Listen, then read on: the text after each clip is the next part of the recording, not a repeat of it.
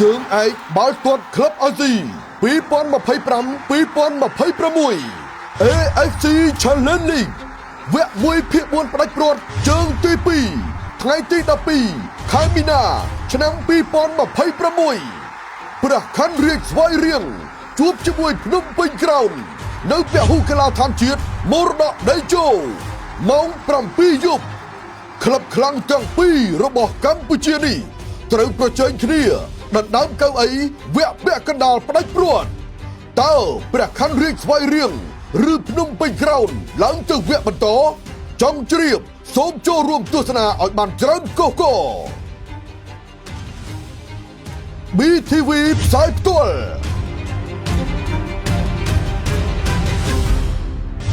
រួមមកជូនលោកអ្នកដោយ